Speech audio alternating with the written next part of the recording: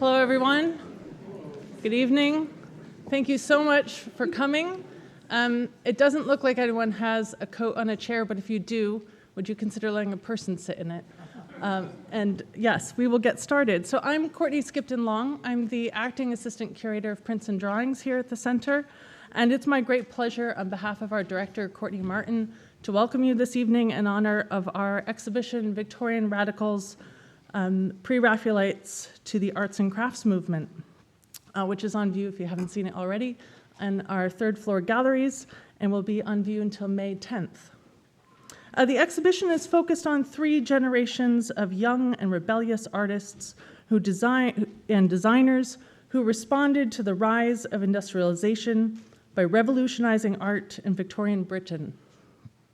Flaunting a bright color palette, shocking content, and a taste for transgression, the Pre-Raphaelites challenged established ideas about what painting should address and how it ought to look.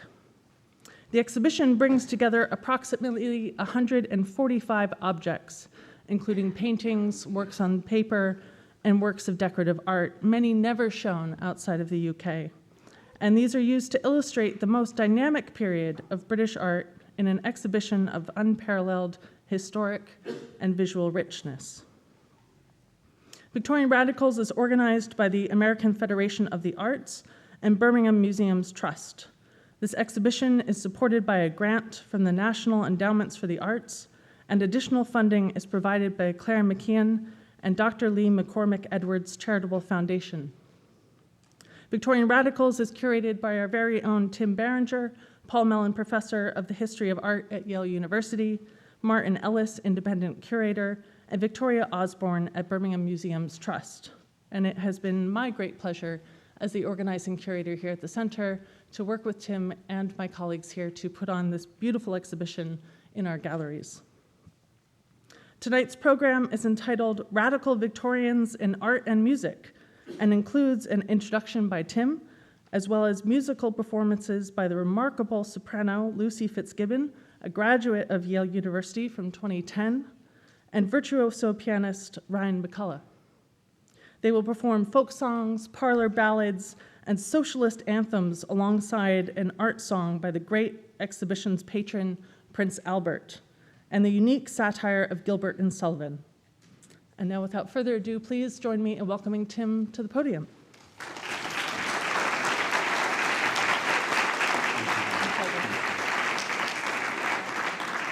Well, thank you, Courtney, and it's wonderful to welcome so many people here. It's also particularly a pleasure to welcome Lucy and Ryan, and I will introduce them in just a moment. I did want to say, though, that this exhibition is very much a joint effort, and I particularly want to recognize Victoria Osborne, who's the Keeper of Fine Arts at the Birmingham Museums Trust, and Martin Ellis, who for many years was the curator of the decorative arts collections. It's really been a pleasure to work with them, and the greatest pleasure to me, because before I came to Yale in 1998, I taught at the University of Birmingham for 2 years, and I taught a seminar from these very objects. One of the things that I was sorry about in leaving Birmingham was to leave these objects behind.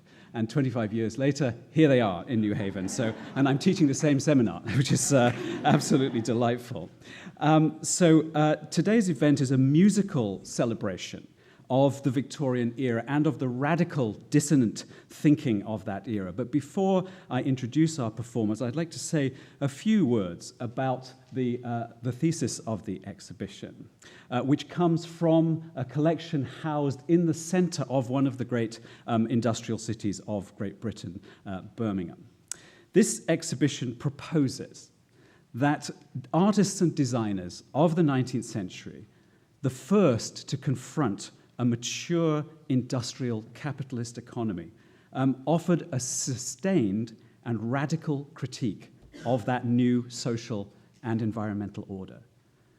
The sphere of these artists was not that of politics, but of the visual and the material.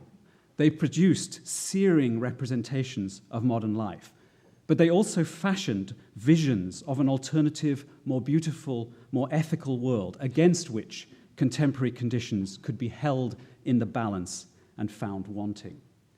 To be radical, wrote Karl Marx in 1843, is to grasp the matter by the root.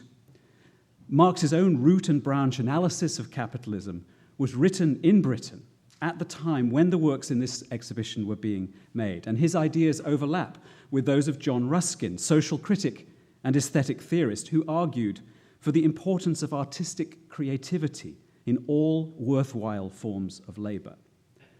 Like Ruskin, but unlike Marx, the artists in this exhibition found in the social life and the art of the past ideals of harmony and beauty, models for life and labor in the present, and crucially for us, in the future. The designer, poet, and theorist William Morris drew on the medieval world to provide a blueprint for a new utopian society of the future, overturning the cruelty, the oppression, the ugliness, the pollution of the industrial era. And the arts and crafts movement, following Morris, as we see at the end of our exhibition, strove to bring some hint of that beautiful world into actual physical existence. We've been staring at the beauties of Birmingham for the last few minutes, and out of that smoke, out of this panorama of industry, emerged some objects which we actually place in front of a large blow-up of that image at the beginning of our exhibition. Birmingham became one of the world's leading industrial cities, notable for metalwork, for its forges and workshops where precision products like clocks, machines, and jewelry were produced. The engraving we've been looking at from the 1840s captures the industrial landscape of the city, its smoking furnaces, its proud civic structures. The town hall opened in 1834 in a classical style. We know who would appreciate that in the present era. And neo-Gothic churches. The city was one of the world's wealthiest and filthiest. It was in cities like Birmingham that the burning of fossil fuels on a massive scale inaugurated both great wealth and, of course, inaugurated the Anthropocene era, whose end game embroils us today. So as you enter the exhibition, we've juxtaposed this clock with this city landscape. It's a clock, a wonderful paradoxical object, which is made to represent a structure built in Edinburgh just before, which is the monument to the novelist Sir Walter Scott. This was completed in Edinburgh in 1846 in the Gothic style. And of course, Walter Scott's hugely evocative novels such as Ivanhoe took us back into the medieval era, as does this clock, at least if you look at the front of it. And there we have it. But if you go around the side of this clock and look at the back of this clock, you find yourself in the mid-Victorian moment of modernity. Cogs and pulleys fashioned from brass and steel. It's an object of insistent contemporaneity. It inaugurates a tension between the past, the present, and the future, which is a key theme of this exhibition. So the first section of the exhibition focuses on the Industrial Revolution, the fundamental reshaping of the economy and society that was pioneered in cities like Birmingham. Cities that witnessed astonishing achievements of technological innovation, vast disparities of poverty and wealth, cycles of boom and bust, and tensions around political representation that produced radical ideas. And of course, all of these conditions are still with us today. But the argument of Victorian radicals is best summed up in two objects which happily we've been able to locate right at the entrance of the show. This exhibition, at its heart, is a tale of two textiles. The first is a carpet on the left, made in 1850 by John Crossley and Sons, Halifax, West Yorkshire, woven on steam-powered machine looms. It's a demonstration of the complexity and speed of manufacture in the newly mechanized textile trade. In terms of design, this is every modernist's worst nightmare. It's pink, it's red, it's blue, it's a riotous display of saturated color. It's menacingly opulent. It has a display of floral excess, which could give you a night of pretty bad sleep if you were to try and walk over it on your way to your bedroom. Think, too, of the noise and I love this carpet, by the way, but think, too, of the noise and violence of the place where it was made.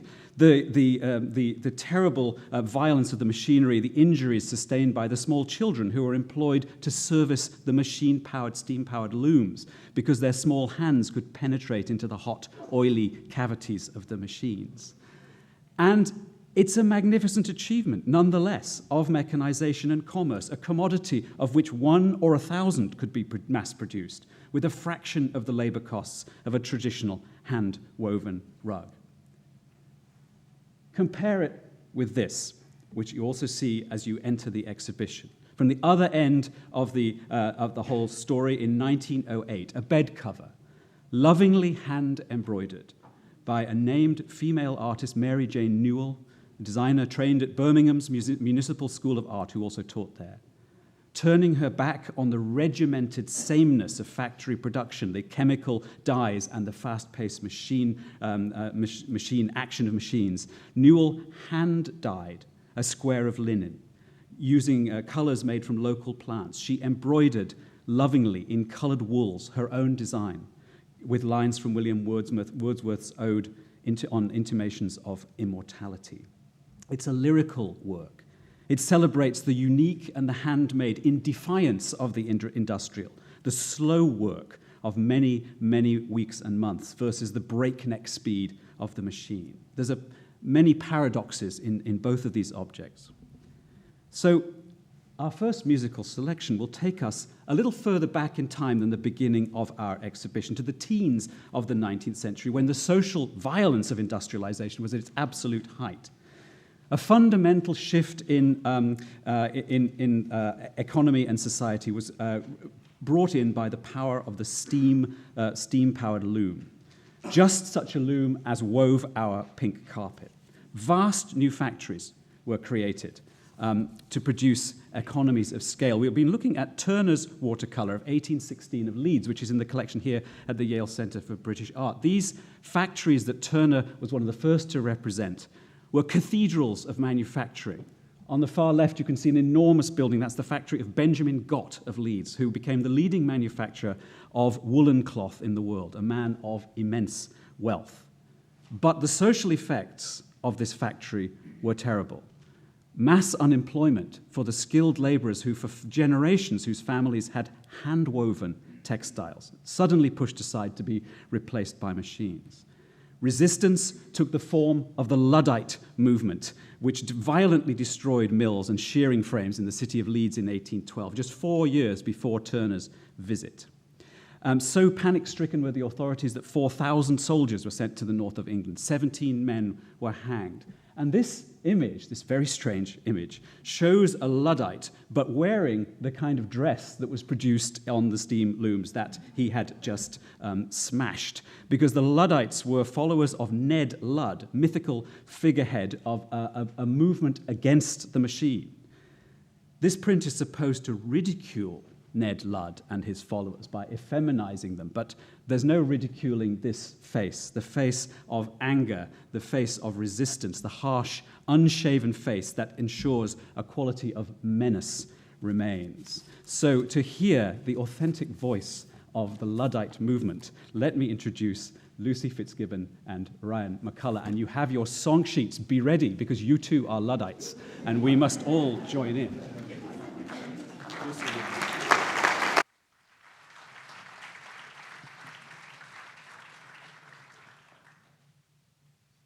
Before we begin, I thought I might just say a few words about our unusual setup here and about this piece, because we would love you to sing along on the chorus. You've got all of the words here. There will be a chorus between every verse except for the last two, and then another one at the very end.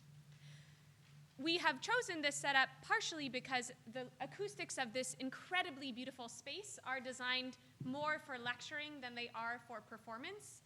And this wall here, actually, you can maybe even hear the change in my voice as I get closer to it, is it's an easier balance if we're flipped around. However, this also is in accordance with performance practice in the 19th century.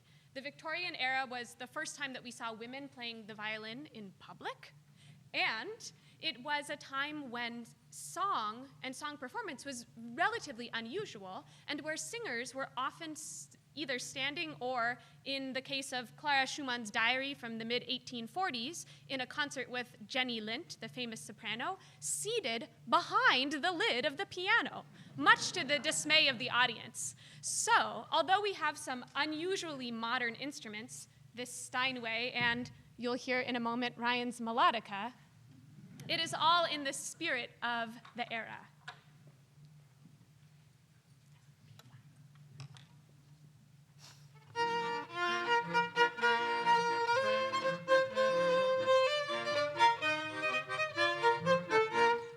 Gentlemen and tradesmen that ride about at will, look down on these poor people, it's enough to make you krill.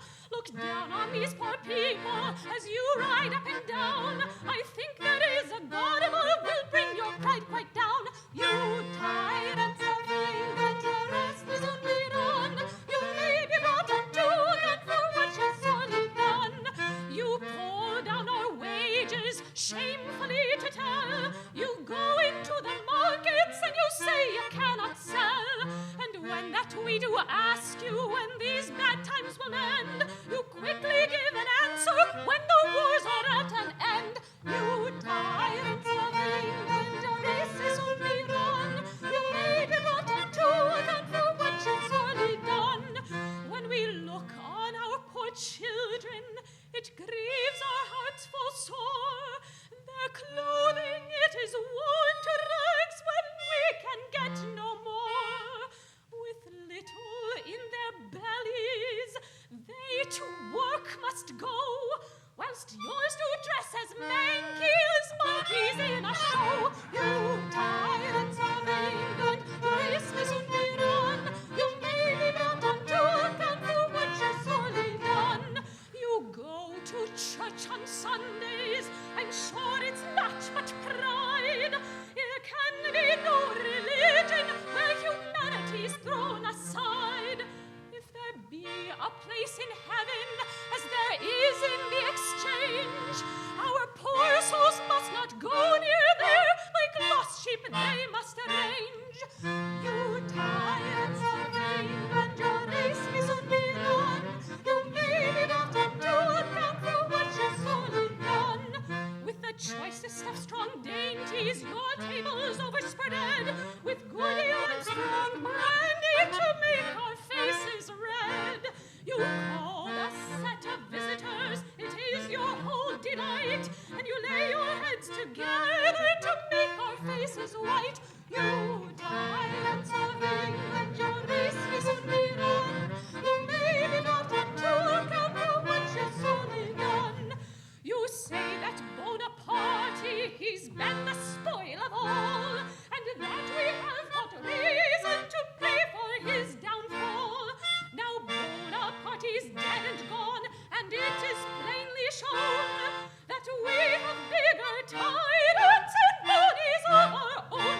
And all's en de la patrie, le jour de gloire est arrivé.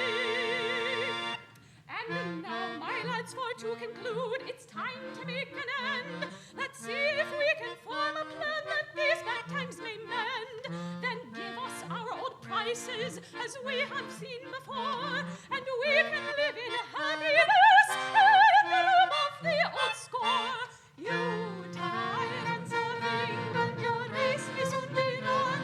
You may be brought unto account for what you've sorely done.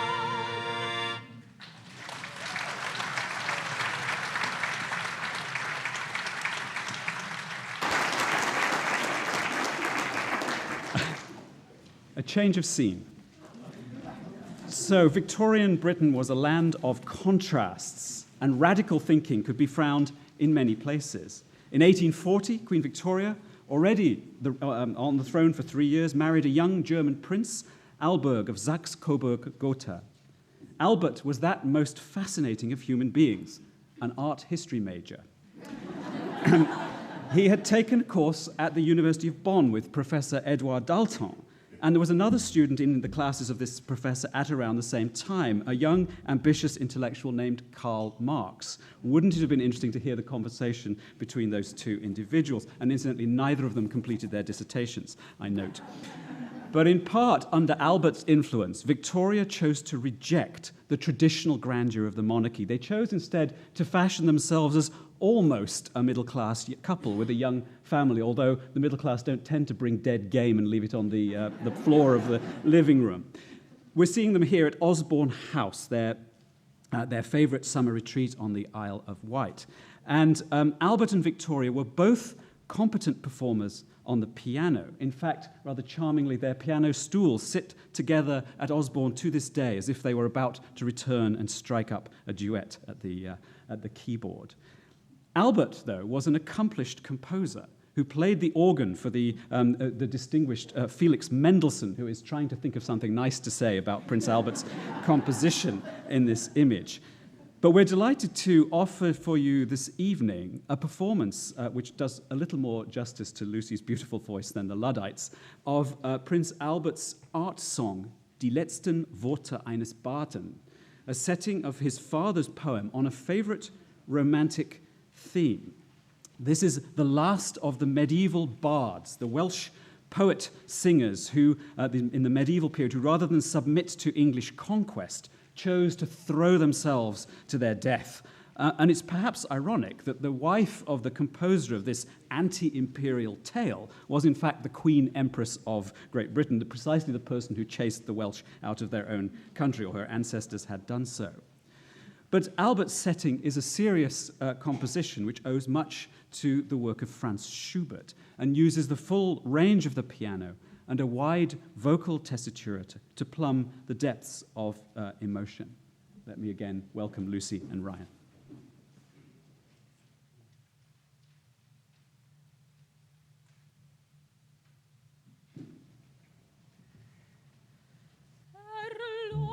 Erloschen ist des Badenglut, versinget ist der Lieder Flut, zu manches Festes hoher Feier.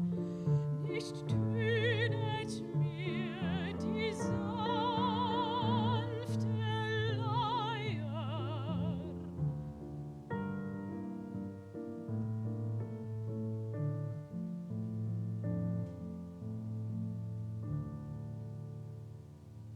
Bald werd ich still im Grabe weilen, bald werd ich still im Grabe weilen.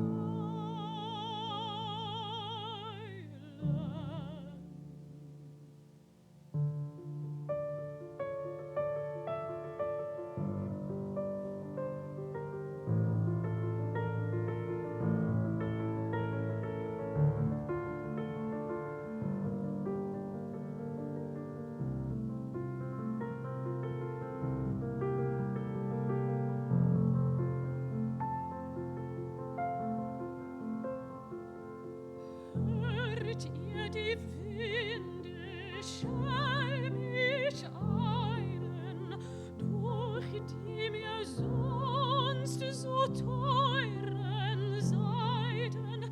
Sie wecken, wenn sie drüber gleiten, mir Klänge aus vergangenen Zeiten. Dies ist der letzte, schönste Strahl von meiner Sonne, die im Sinken hell glänzet mir zum letzten Mal.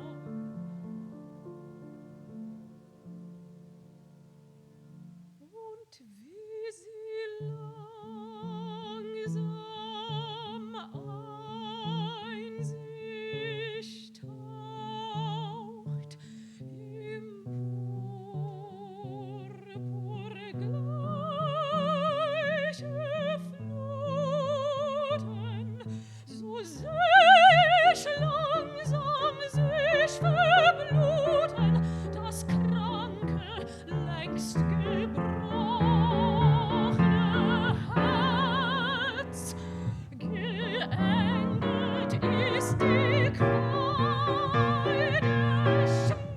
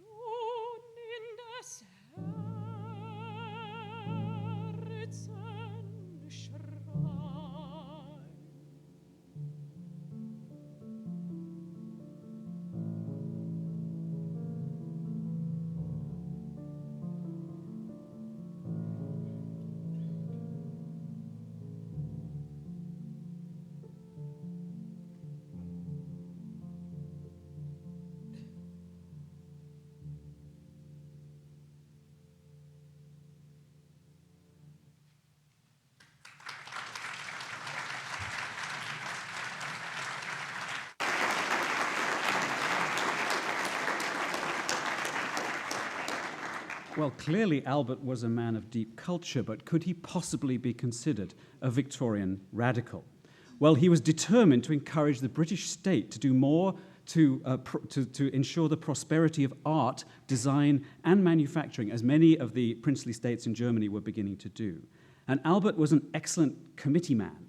He'd already championed Augustus Pugin as the architect with Charles Barry to create a new Gothic palace as the seat of government for nation and empire. The interior was filled with frescoes on subjects from English history, such as those by William Dyce on the subject of the Arthurian legends. But Albert's greatest achievement was made through a collaboration, let's call it an unlikely bromance, with a leading civil servant of the day, the inventor of the Christmas card, and a pioneer of design reform, Sir Henry Cole, accompanied here by his dog Jim, who is buried in the Victoria and Albert Museum, which Henry Cole also founded. Together, this slightly unlikely couple created this, the great exhibition of the industry of all nations. It opened in Hyde Park in London on the 1st of May, 1851. It took them 18 months to organize, 400,000 objects. It took us 4 years to organize the show upstairs. Housed in a vast building designed by Joseph Paxton, which was soon nicknamed the Crystal Palace. Hundreds of thousands of objects were brought together with the intention of portraying the Victorian era as one of unprecedented material richness. Every nation on earth sent examples of its wares, and the exhibition was visited by more than 5 million people, the largest movement of human beings seen since the world's creation. They arrived by steamship and railroad, and the building they entered was a temple of modernity. The spirit of the exhibition is, I think, best encountered or enshrined in a particular genre of music which is very typical of the Victorian era, the parlour song. It's a musical form premised on the idea of there being a piano in every middle-class house. And indeed, the invention of the upright piano, which was prominent among the exhibits at the Crystal Palace, made this possible. One particularly fabulous example, you can see it here, was actually made out of papier-mâché. So this is a piano made out of paper, only in Victorian England. And amazingly, there is one still in existence, though what that enormous red thing is behind, I have absolutely no idea. It was a palace of wonders, the Crystal Palace. So after your visit to the exhibition, you could buy in the gift shop a copy of the song which we are about to hear, and you could sing it at home. So Lucy and Ryan will now perform George Barker's The Temple of Peace. And I have the words for you on the screen rather than on your handout.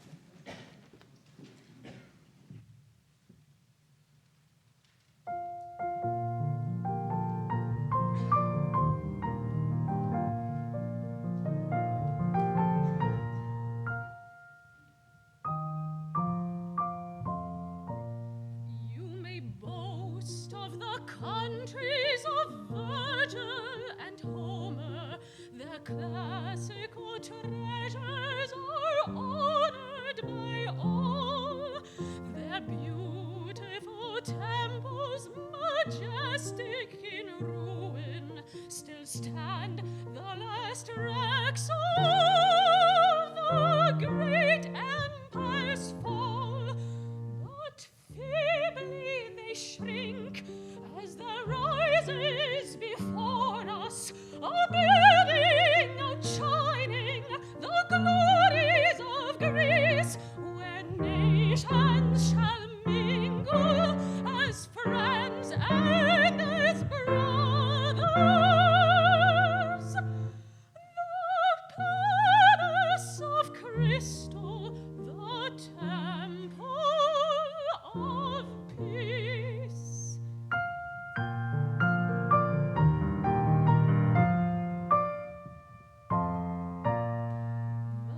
Temples of old may excite admiration, but coldly they speak to the undying mind.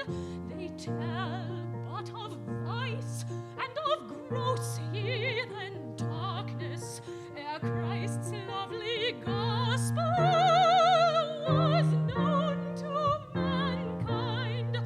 Then nation met nation on battlefield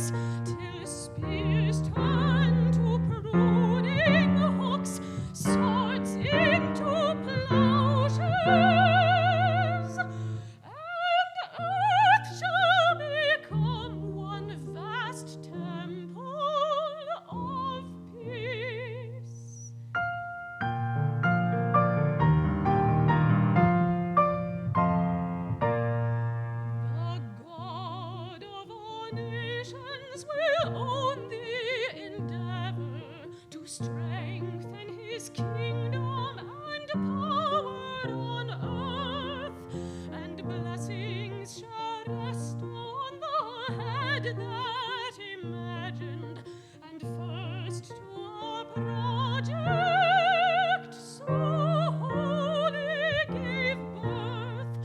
All hail, noble prince, more great and more honored than all the famed heroes of Rome or of Greece, while their laurels wither, a circlet immortal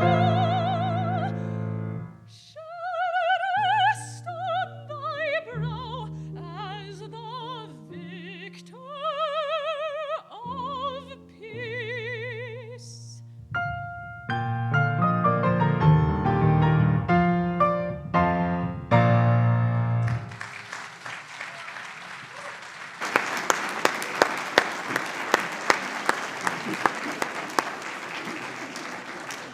I'm so choked up I can hardly continue. It's too much for me.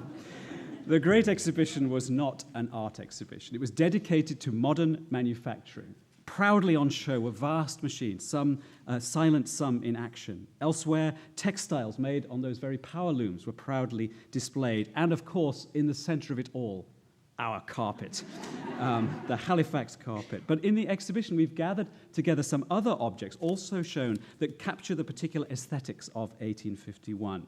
Minton's mass-produced Parian-ware figures, pressed out of molds in their thousands, allowed a middle class to acquire works of art to be proudly displayed on the mantelpiece. And new machine techniques such as steam-powered saws allowed deep incisions to be cut into glass, making it look like crystal. This magnificent object, made by the Belmont Glass Company in Birmingham, used these machine saws and polishers to create the shine and shimmer of the surface.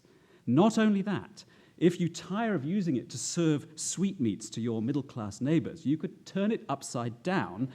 That's the way up we have it here.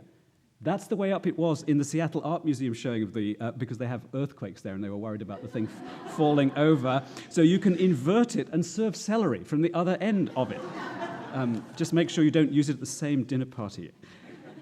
Now, there was one display at the Crystal Palace which sounded a note of warning.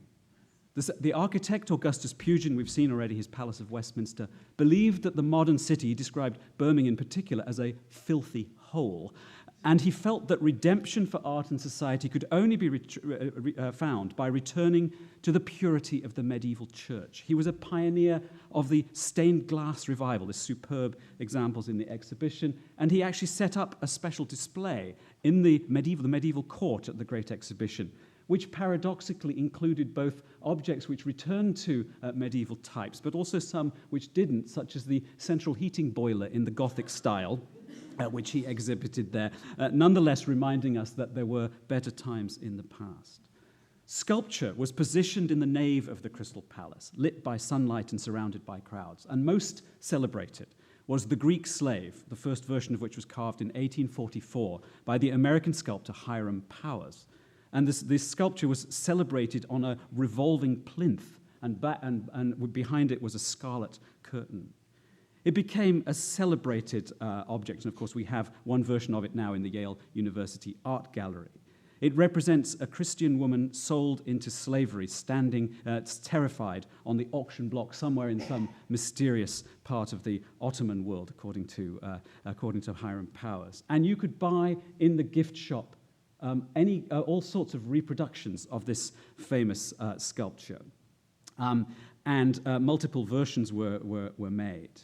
And inevitably, perhaps, it became the subject of a parlor song, which exploits the full range of sentiment associated with this sculpture. The cover of the music, chromolithographically reproduced, gives this deep, rich red background to heighten the effect of the Greek slave, as displayed at the Crystal Palace. And now Lucy and Ryan will sing for us that very song.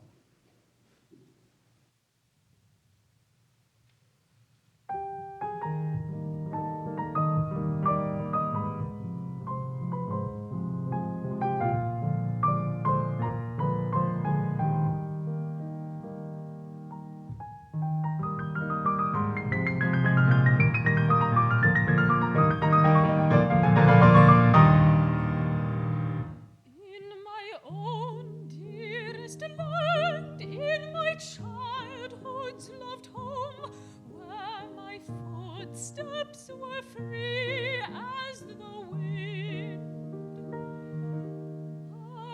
Life's early days had their joys, had their cares, but no fetters bound hand, heart, or mind. Yes, free as the wild bird that wings through the sky, ever sought for and loved by the brave. But my memory recalls with a sigh these chains, and reminds I must slave. But my memory recalls with a sigh these chains, and reminds I must slave.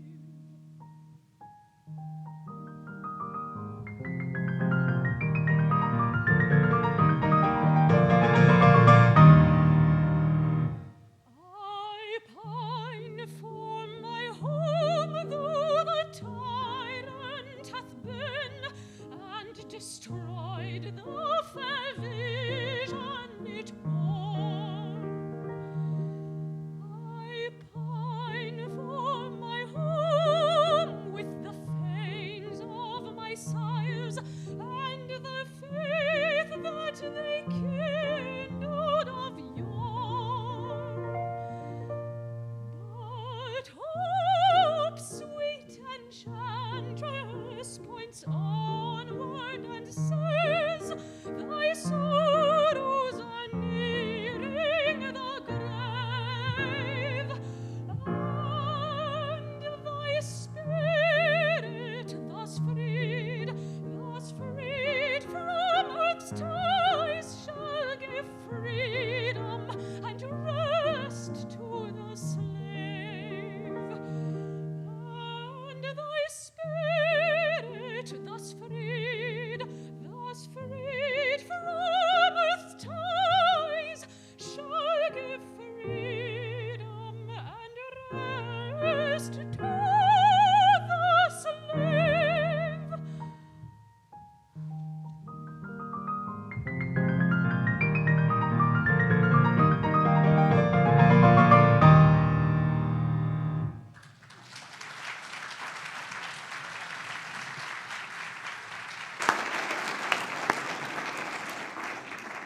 Of course, all of this rested on some kind of deep fantasy of imaginary goings-on in some place in the East. But as critics of the Great Exhibition noted, there was a much more immediate concern about slavery in the world at the time. And John Tenniel's drawing for Punch in 1851 recast the statue in the middle as the Virginian slave, with a decorative frieze of whips around the plinth, making more explicit the relationship between the subject of slavery and Hiram Powers' American nationality. The British, having grown rich on the profits of slavery, made great moral play of their abolition of that despicable institution in the first year of Victoria's reign, 1838, while, of course, in the United States it had more than a decade to run. Now, so far I've been speaking of objects and design, but the Victorian Radicals also addressed themselves to the art of painting. In April 1848, on the 10th of April, tens of thousands of working men, or if you're a Marxist historian, hundreds of thousands of working men, assembled on Kennington Common in South London to demand the vote, decrying the slavery of industrial labor, and the People's Charter, the document they all signed, advocated a fair day's wage for a fair day's work. The authorities feared that Britain would become engulfed in a revolution like those that spread across France, Germany, and much of the continent earlier in 1848, and the army was on hand. Present at that very event were two young art students, John Everett Millais and William Holman Hunt.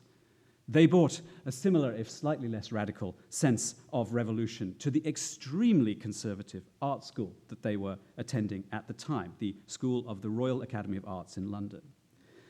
Their curriculum was based on drawing from the casts of classical sculpture and from the nude model. Millet was already, as a teenager, a master of these disciplines and a prize-winning student. When you finally turned to color, you were allowed to draw from the nude model. This is a less respectful vision of the life class by Thomas Rowlandson.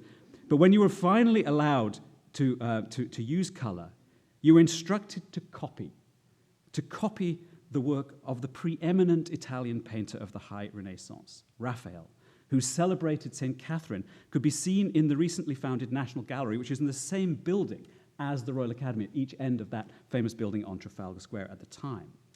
And the academicians of the Academy, the senior members who were also the teachers at the school, such as William Etty, happily worked within the established painterly tradition. Etty's luscious Pandora crowned by the seasons, which is in our exhibition upstairs, takes a subject from classical mythology, well adapted to display the many years of work that Etty put in the life class at the Royal Academy. Eastlake, in The Champion, adopted a rich painterly style from the Venetian artist Paolo Veronese. He sees the world, the medieval world, through romantic eyes. It was art like this that drove these young art students crazy. In September 1848, they formed a brotherhood, and they did so in the time-honored fashion of doing exactly what their professors told them not to do. Instead of imitating Raphael, they chose to imitate other paintings recently acquired by the National Gallery to show just how bad art was before Raphael, such as this terrible flat gold thing, which was described as primitive art of the early 15th century. Lorenzo Monaco's San Benedetto altarpiece, 1407-9, acquired in 1848, put on the wall while these young men were studying, and they imagined looking at this a Gothic revival of artistic practice. Turning their back on Raphael, they chose a name for their brotherhood, the Pre-Raphaelite Brotherhood, demanding a return to this pure art as it was before the very man they'd been told to copy ruined it. Right, the secret brotherhood, and you can see how John Everett Millais really did choose those areas of pink and gold and the very detailed painting of the faces. They inscribed the letters PRB in their canvases, and what's this? The pro-Roman Catholic Brotherhood. People were worried. What is the PRB? Then another painting caught their attention, and this one, also described as primitive, made an even deeper impression.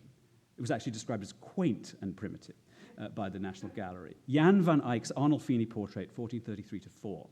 This fastidious representation of the interior with symbolic details which are also painted with absolute fidelity to life found a modern analogue in a pre-Raphaelite painting, The Awakening Conscience by William Holman Hunt. In contrast, though, to the respectable Flemish betrothal scene, this painting shows a kept woman, a high-class prostitute, among the vulgar furnishings of a rented apartment in mid-Victorian St. John's Wood. And here, the piano is not an instrument of delight, as we have heard it, but an instrument of torture. John Ruskin sensed, as he looked at this painting, what he called the fatal newness of this piano, its perfect polishings, shiny and mechanical. It represents not love, but lust. And he told everyone to bring a magnifying glass with them to the Academy so that they could read the details, tiny, tiny details in the painting. And from that, we can tell what the lady has been singing. Her mouth opens silently as her seducer toys with the keyboard, as he toys with her. But she's been singing Oft in the Stilly Night, which is a simple song from Thomas More's collection of Scotch airs, published in 1815, set to music by Sir John Stevenson, the vicar choral of Christ Church, Dublin. And this music, with its refined harp-like accompaniment, takes us nostalgically back into childhood and memories of home. And surely it's this music that has suddenly allowed the woman to emancipate herself from her cynical patron, and her consciousness is awakened, her conscience is awakened. Here to sing it, Lucy and Ryan.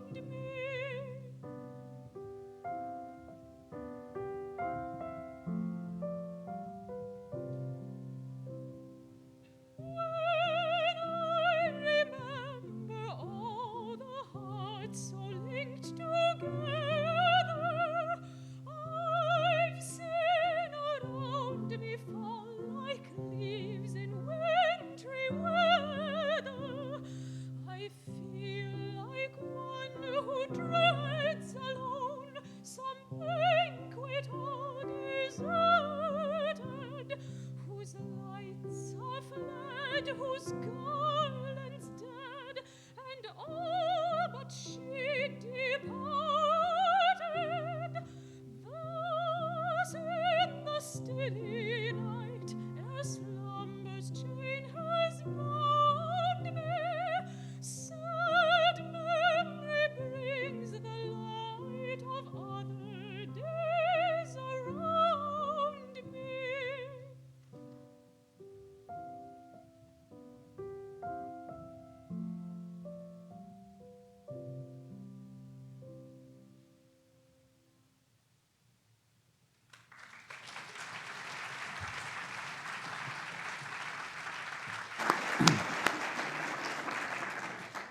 As you can see from this great painting in the exhibition, The Blind Girl by John Everett Millais, vision itself became a key theme in Pre-Raphaelite art, which responded both to the theories of John Ruskin and to the recent invention of the daguerreotype camera. We look through the eyes of one young girl, and the other, of course, is unable to see the sight behind us, at the double rainbow. We can see even tiny details, such as the rubbing and abrasions of the skirts, the way the boots are fastened, the details of the natural landscape, even a butterfly that has landed on the girl's dress, and details such as the other senses which are activated under the sunshine and after the rain: touch, smell, and hearing. But there's also a radical politics in Pre-Raphaelite painting. And I want to share just for a moment with you a work by, which you can see upstairs, by a fellow traveller of the Pre-Raphaelites, Ford Madox Brown. His painting Work, which offers a complex analysis of labour in the modern world. He includes portraits of the philosopher Thomas Carlyle and the clergyman Reverend Frederick Denison Morris, who offered deep-seated analyses of the problems of present society. But what's most extraordinary about this work is the fact that in its center is a heroic tribute to the manual laborer, not to gods, kings, or prelates, but to the men who actually do the hard work of society. And Madox Brown used the model of the most refined of all classical sculptures, the Apollo Belvedere in the Vatican, to paint the figure of the central navvy, a sweaty Irish guy digging a hole in the road. That is a radical move in the history of art, to subvert history painting and to replace it with a kind of radical painting of labor. But as we move through the exhibition, we find that the original members of the Pre-Raphaelite Brotherhood turned to a very different kind of art making, led by Dante Gabriel Rossetti.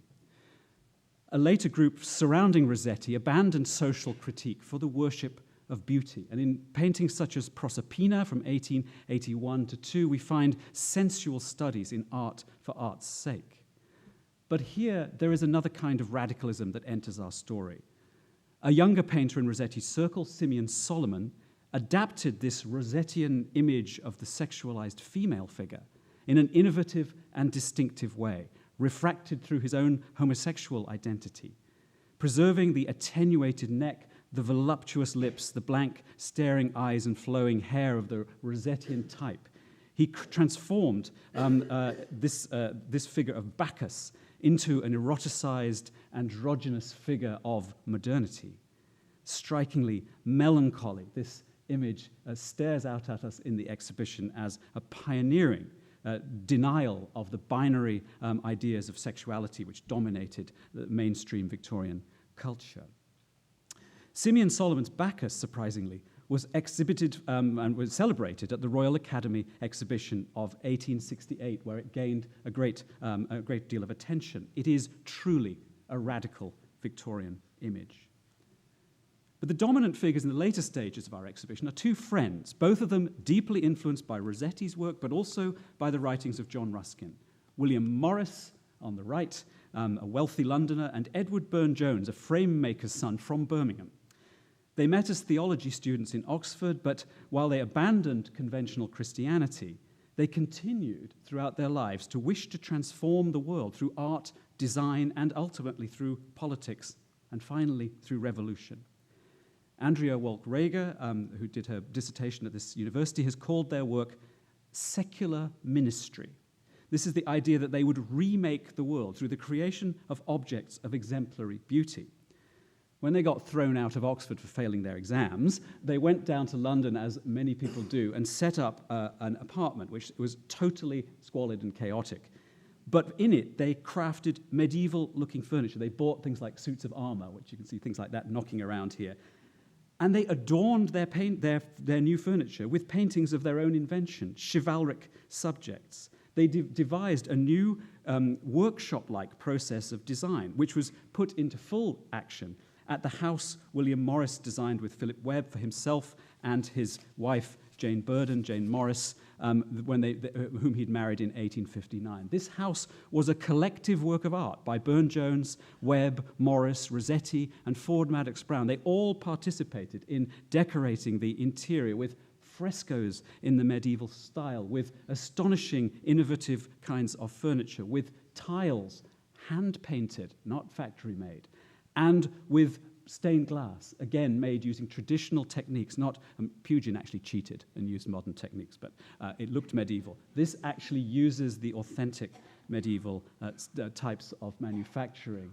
And best of all, Morris pioneered the making of textiles using traditional hand-weaving techniques, and he block-printed wallpaper, textiles which draw on imagery that you could see out of the window, the English bird, the thrush, which alights and steals a strawberry, the strawberry thief textile, hand-woven by Morris. You can see upstairs in our galleries. Now, music played an important role in this world, because when all these artists gathered together at the Red House, musical evenings were held, songs were sung, but they were not parlor ballads, as you can imagine, of the saccharine variety that we've been hearing, but rather arrangements of English and French folk songs, the music of the people. And when Burne-Jones married Georgiana MacDonald in 1860, his aunt gave them a really hideous piano as a wedding present, and you say thank you very much, just what we wanted.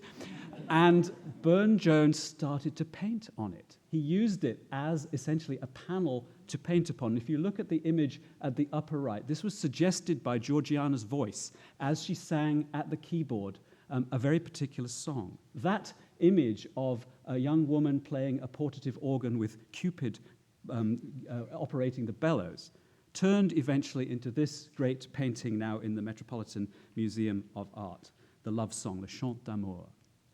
And what we're able to do now is to perform for you the song that Georgiana sang, the song Le Chanson de Marie, which is from a collection of Breton songs published in parts in 1853-7, arranged by the composer Victor Massé. They may have had a different arrangement, but this is the one that I've chosen to share with you tonight. So let us listen to the magic that was created through this piano, a piano which is both a musical instrument and a work of art in itself. Lucy and Ryan.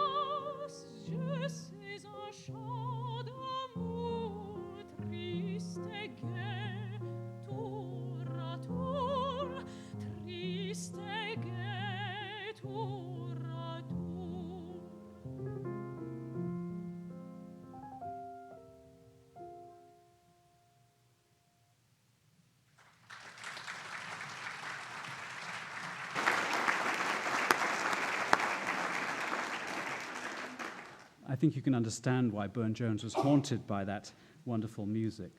Well, the painting was exhibited to acclaim not at the Royal Academy, but in a new space, the Grosvenor Gallery, founded in 1877 by the aristocratic connoisseurs Sir Coutts and Lady Lindsay, in order to provide an alternative to the excessive commercialism of the Royal Academy's overcrowded exhibition. As one visitor said, it suggested the interior of some old Venetian palace with the pictures hung well apart from each other against dim brocades. Well, you can imagine who was the first through the door, Oscar Wilde. This drew a fashionable aesthetic crowd, and it immediately drew tremendous satirical attention from the press because of its overwhelmingly pretentious atmosphere. And inevitably, the art for art's sake was a rich subject for Gilbert and Sullivan, who produced a new and entirely original aesthetic opera, Patience, premiered at the Opera Comique in 1881, which centers on the sickly and effeminate poet Reginald Bunthorne, who is ardently pursued by lovesick maidens who ignore the brigade of heavy dragoons, who they don't think are very attractive at all, in comparison with Mr. Bunthorne, because of his poetic musings.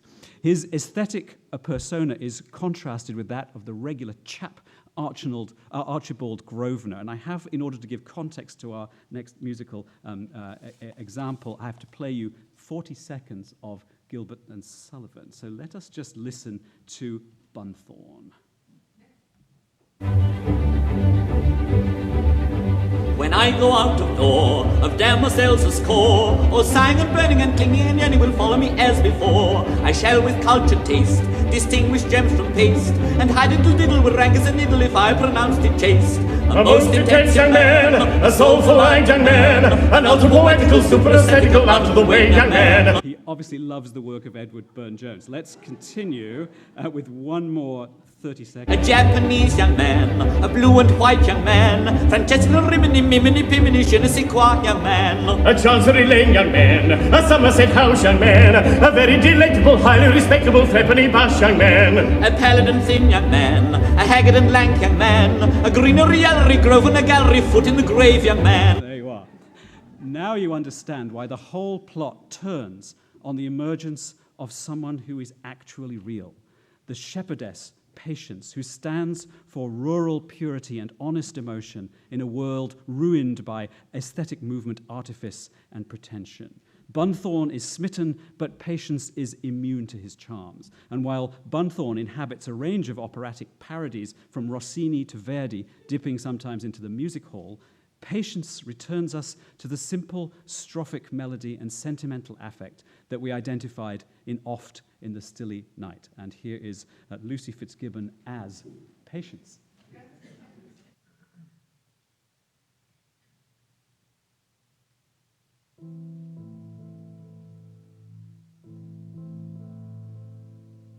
Love is a plaintive song, sung by a suffering maid, telling a tale of wrong, telling of hope betrayed, tuned to each changing note, sorry when he is sad, blind to his every mood, merry when he is glad, merry when he is glad.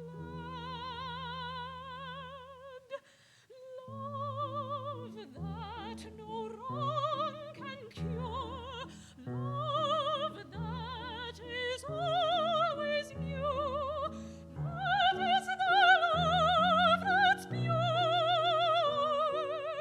that is the love that's true, love that no wrong can cure, love that is always new, that is the love that's pure, that is the love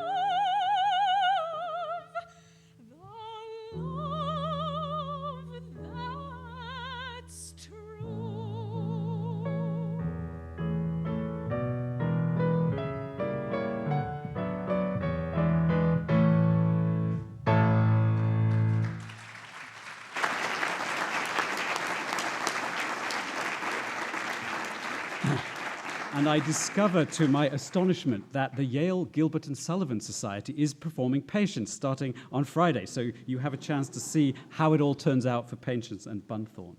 Well, I'm aware that between you and a drink upstairs is only one thing, and that is the socialist revolution. So we'll get it over with as quickly as we can, because the last section of our exhibition leads us into the 20th century with the arts and crafts movement, a set of loosely associated groups influenced by Ruskin and Morris. But I particularly wanted to share with you Charles Robert Ashby's visionary idea of the Guild of Handicrafts, which, like Morris's experiments with weaving and embroidery, was premised on the idea of a return to pre-industrial forms of labor and to collaboration and cooperation among workmen.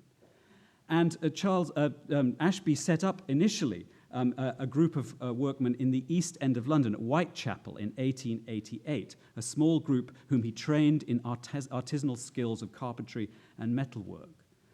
But in the spring of 1902, he dramatically staged a literal return to the pre-industrial world by transporting the Guild and all its members, lock, stock, and barrel, to what he called a little forgotten town of the age of arts and crafts, where industrialism has never touched, Chipping Campden in the Cotswolds. Unfortunately, David Cameron lives there, which rather spoils it these days, but it was that at his time. Now, the Guild's craftsmen created hand-wrought metal objects using traditional techniques, objects of the greatest simplicity and refinement, reaching back to Celtic ornament and looking to medieval precedents, but most important, creating objects of obvious and immediate modernity.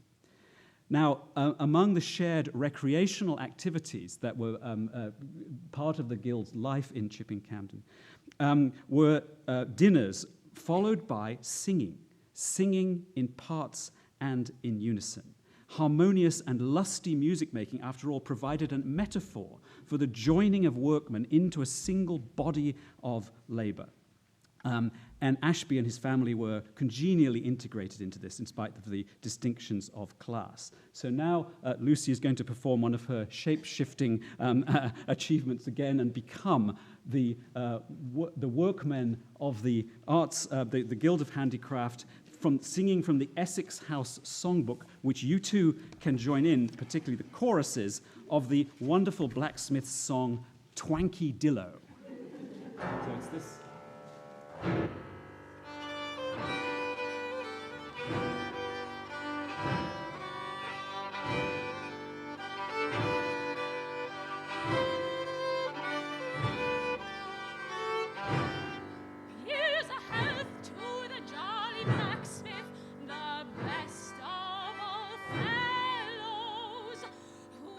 Works at his anvil while the boy blows the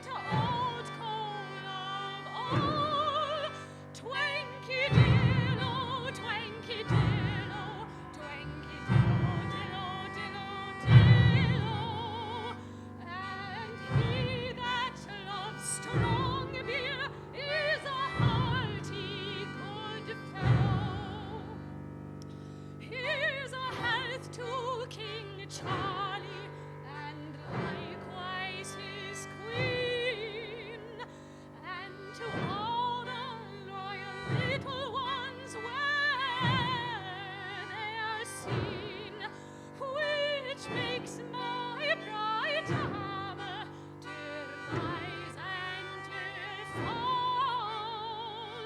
Here's to old Cole and to young Cole and to old Cole of all. Twanky dillo, twanky dillo, twanky dillo, dillo, dillo, dillo. A roaring pair of bagpipes made on the green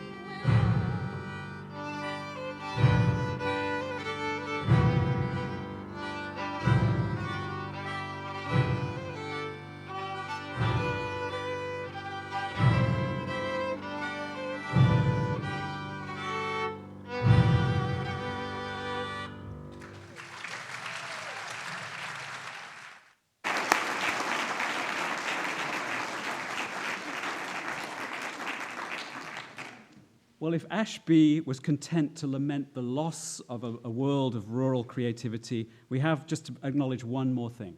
William Morris became a convinced socialist, joining the Democratic Federation in 1893, and he became profoundly influenced by the events of Bloody Sunday in 1887, when police violently dispatched protesters, including Morris himself, in Trafalgar Square. And once again, song played a central role in generating a sense of solidarity. Morris published a collection of chants for socialists that sold for just a penny and could be sung to popular tunes. And Wake London Lads was sung to the tune of the Hardy Norseman, which unfortunately is not any longer in the top 40, but it was in 1887, written in about 1840 by Robert Lucas Pearson.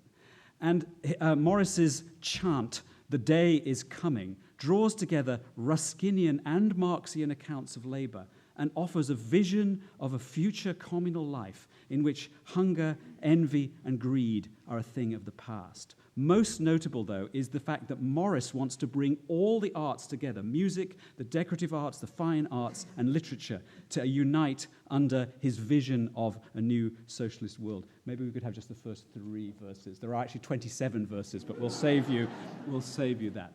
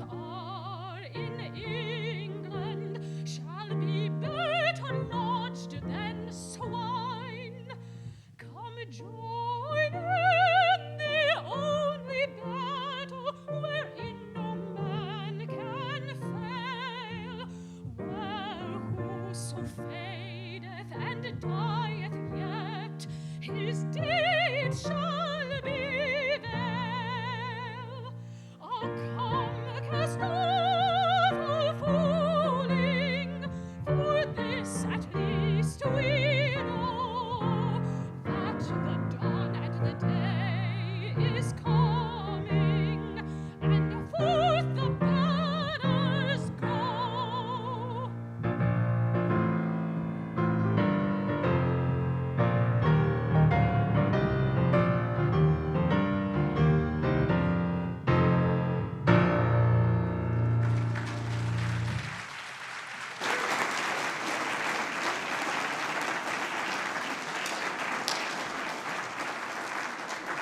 So let me just share with you one more thought. Among Morris's late works, the most important is the novel News from Nowhere, which leads us from the filthy, polluted world of London into a new post-revolutionary world where the past has become the future and a pre-Raphaelite clarity and beauty has returned. That's the world, I think, of Mary Newell's exquisite handmade bedspread. It's an argument which reveals that bedspread to be a more modern work than the machine-made carpet with which we began. And I end with an icon for tonight's entertainment, a painting by the Birmingham-trained female artist Kate Bunce, who was an expert in metalwork and textiles, as well as in oil paint. In a feminist emblem of a future which revives the best of the past, she identifies the relationship between art, design, and music as the very essence of Victorian radicalism. And I'd now like to conclude by thanking our wonderful performers, Lucy and Ryan.